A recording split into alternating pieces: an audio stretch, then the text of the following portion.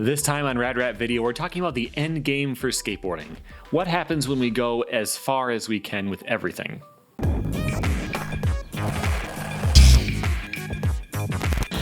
Welcome back to Rad Rat Video, a channel about skateboarding where I answer skateboarding questions, I review skateboarding video games, and I do everything that I can think of with skateboarding in the name.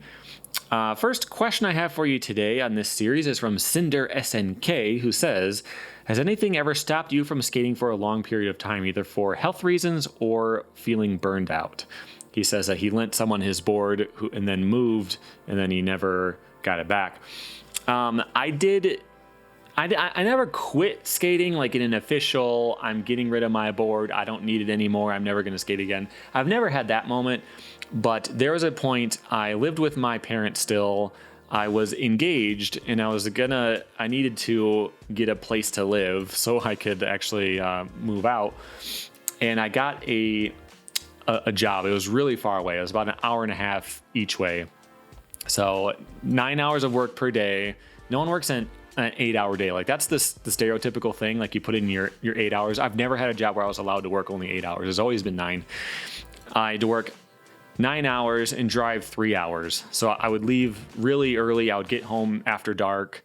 Even if it wasn't dark in the summer, I was too tired to skate. So every now and then on the weekend, I'd do a little bit. My friend Tony came over once and we skated for like a couple hours on a Saturday once, like every now and then. But for the most part, I didn't skate.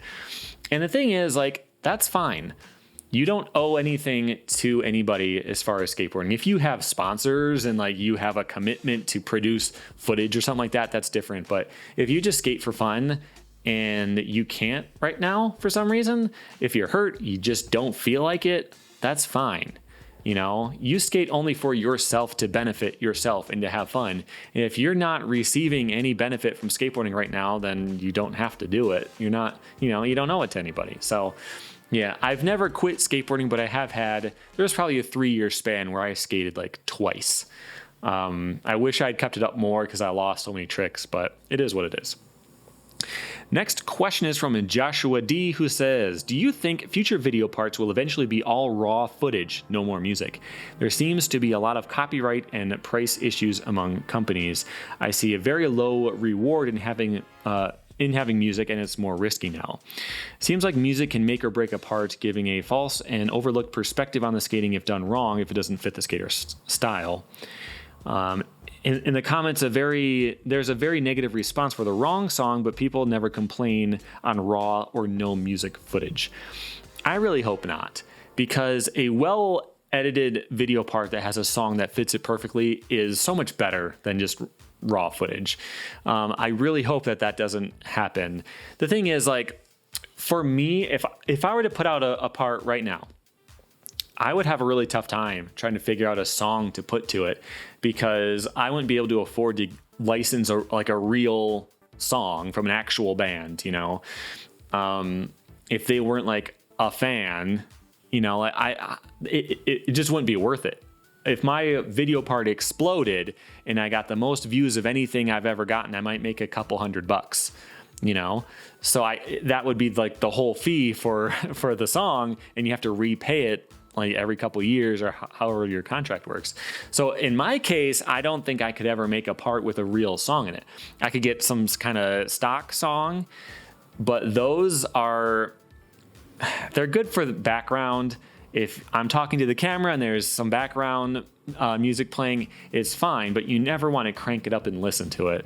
So like for smaller individuals, it's going to be really tough to have songs at all in the future. But for brands, for big companies, it's no problem. It doesn't matter. They've paid somebody to fly around and film tricks for 2 years. They can afford to have a song.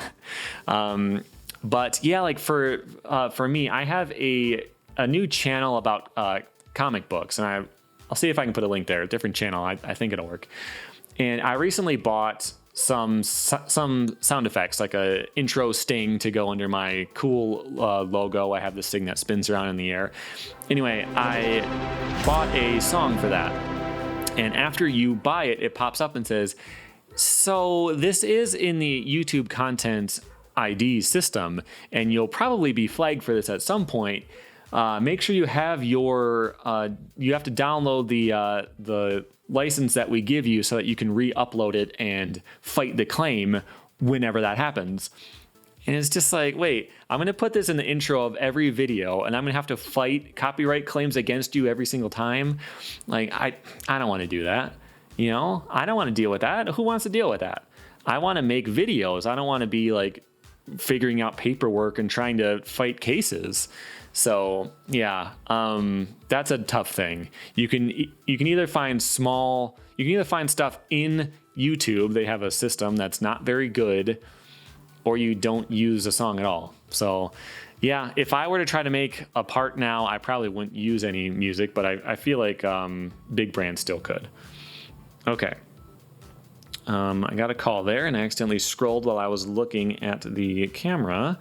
Next question is from Sean Hacklow, who says, does a trick count as a make even if you landed on the nose or tail, like in a nose or tail stop position? I landed a Vero heel flip a few weeks ago on the nose. Does it count as a make? No, it doesn't. But you can learn some freestyle stuff to build off of that to make it look like it. If you land on the tail, you grab the nose and you flip it real quick, you know, you can make it look like you intended to do something like that. I do think there is some room for that. I mean, if you landed Nosestop and you didn't fall off, then you weren't rolling, so I wouldn't really count it much anyway. You know, it's a good stepping stone, but yeah, if you could learn some freestyle tricks, you land, you do a 360 finger flip and you land and you do some tricks and you do some footwork and you end up over there somewhere, you can make it look like it's on purpose, but yeah, that doesn't count. Okay, 15 minutes later, I'm ready to get back into the video. I've been sitting here waiting for the neighbors to drag their dog back inside. It's like right outside my window. I'm in the basement, so it's up there, and the dog just barking constantly. They drive me crazy. I would love to move or like put a bear trap in my yard or something. But the next question is from Ali Khan, who says, do you agree with cab variations like frontside cab or nollie cab? Okay, so if you don't know what there's no controversy, but what the question is that Steve Caballero invented a fakie backside 360 ollie. Anything beyond that, I mean, a half cab, I don't know if he invented a half cab, to be honest with you, but half cabs are fine. But anything else that he didn't invent, does it make sense to call that a cab? So for me, a frontside cab, I think is totally fine. He may not have been the first one to do that, and I don't know who the first one to do it is. Maybe it should have been named after them, but for the sake of clarity, for the sake of me being able to communicate something with you and say, oh, I did a frontside half cab, you know, like that instantly makes sense. I don't like when things have different names depending on which direction you do it. Like a barley grind, if you approach backside, you spin frontside into a switch front smith, that's a barley grind. If you do it the opposite way, approach frontside, spin backside into a switchback smith, that's a Bennett grind. And I don't like that. You know, it's like, who made them popular? But it's the same trick, just done the opposite direction. And when it has a different name, it just makes things so weird and difficult. Because there's different, you know, what if you, someone sent me a message recently, they're asking for help naming the trick, where they did a barley grind, kind of, but the ledge, it was like a flat ledge with two corners. And instead of doing it on this side, they kind of ollied over and did it on this side. So it looked like a switch feeble from this side instead of a switch smith on this side, if that makes any sense. And like when the trick has different names depending on which direction you approach from, it makes it complicated. Well, that can't be a barley grind because barley never did that exact version of it. We need to call it something else. So for that reason, I like frontside half cab, frontside cab. I think that makes sense. Sure, Steve Caballero may not have invented it, but for clarity, it makes sense. I get it. Although to me, I will say fakie frontside flip. Some people have a problem with that, and they think it should be frontside half cab flip, and you should never say fakie frontside flip because you need to pay respect to cab. Although, again, he didn't invent that anyway. Personally, I think that's fine. But a nollie cab, no. I don't like it. I'm not into it. Doing a trick off the nose and doing it while rolling backwards is a different thing to me. And like a nollie cab, I get why you would say that, but like it's specifically fakie. You don't have to say fakie half cab or fakie cab because it's part of the trick name. If we were to rename all the tricks right now, I wouldn't do it that way, but that's what we've got. So do a nollie fakie 360. It doesn't make sense. I don't like it. And if you say a nollie half cab, you need to just get your head examined, because that takes longer to say than nollie frontside flip or nollie backside flip. To say a nollie half cab flip, like, just don't do that. I know it's weird to have the line be so firmly in an arbitrary spot, but that's how I feel about it anyway. Last question from today is from Jacob P., who says, what do you think the end game is for skateboarding? We already have it in the Olympics, and it's massively popular because of Tony Hawk's Pro Skater, BAM, etc. But where do you see the end of it all is? If it were pushed to its limits, where would we be realistically? So no skate utopia or anything like that, but what would tricks look like? Would we have parts? At what point would we say, it's all been done, so why keep going? Okay. So I have talked about similar concepts before, but I've never really dived that deep into it. So the idea is, like, if we were to continue street skateboarding the exact way we do now, at some point we'll reach the peak. We'll get as good as we can possibly get. The state of the art will not be getting any better. So, like, the reason why each generation of skaters is better than the last one is because they grew up with better examples, right? And so that kind of keeps going. At some point, their best skater in the world is going to be born. They're going to have a full career of doing the best possible tricks anyone can do, and no one will ever be able to do better. So is skateboarding done then?